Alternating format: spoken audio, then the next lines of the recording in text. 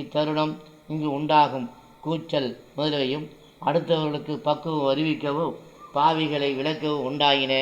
ஆதலால் நாம் எல்லவரும் இத்தருணம் இப்போதே விசேஷ நன்முயற்சியுடனே இருந்தால் ஆண்டவர் வருகிற போது நாம் கீழ்ப்பாகத்துள்ள அசுத்த மாயத்திரையோடு கூடி மேற்பாகத்தில் இருக்கின்ற சுத்த மாயனுடைய பச்சை திரையும் நீங்கி போய்விடும்.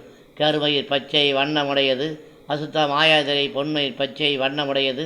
சுத்த மாயாதிரை கருமயிர் பச்சை வண்ணமுடைய அசுத்த மாயாதிரை நீங்கின பிறகு மற்ற 8 திரைகளும் அதிக விரைவில் நீங்கி போய்விடும். இத்திரைகளில் விவரத்தை திருவர் பெருஞ்சோதி அகலில் கண்டு உணர்க. மேலும் இது நீங்கியுடனே ஒருவன் பஞ்ச கீர்த்தியை முதலில் செய்வான். ஆதலால் ஒவ்வொருவரும் முயற்சியுடன் இருந்தால் அதற்கு தக்க லாபத்தை பெற்றுக்கொள்ளலாம்.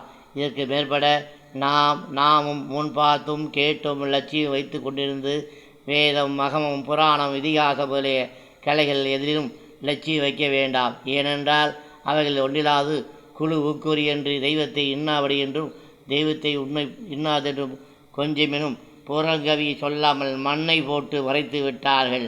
அணு மாத்திரமேனும் தெரிவிக்காமல் பிண்ட லட்சணத்தை அண்டத்தில் காட்டினார்கள். யாதெனில் கைலாசபதி என்றும் வைகுடபதி என்றும் சத்தியலோகபதி என்றும் பெயரிட்டு இடம், வாகனம், ஆயுதம், வடிவம், ரூபம் முதலியவை ஒரு மனுஷனுக்கு அமைப்பது போல் அமைத்து உண்மையாக இருப்பதாக சொல்லியிருக்கின்றார்கள். தெய்வத்துக்கு கைகால் வலி முதலில் இருக்குவா என்று கேட்பதற்கு பதில் சொல்ல தெரியாது விழிக்கின்றார்கள்.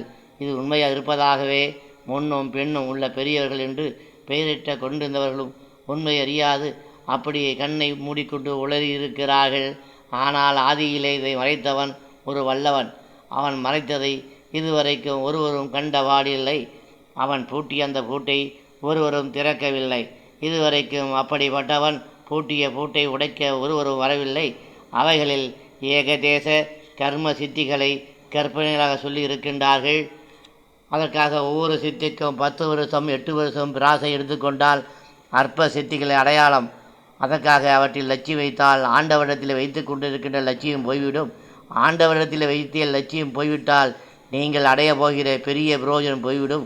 அல்லது அதில் முயற்சி செய்து அவ்வளவு காலம் உழைத்து அந்த அற்ப பிரயோகத்தை தெரிந்து கொண்டு அதனால் ஒரு லாபத்தை ஏகதேசம் அடைந்தால் முக்கிய லாபம் போய்விடும். ஆகையால் அவைகள் லட்சியம் வைக்காமல் ஆண்டவரிடத்திலேயே லட்சியம் வைக்க வேண்டியது முன் சொன்ன ஏகதேச சித்தி கற்பனை என்கின்றது. வாசக பெரு விண்ணப்ப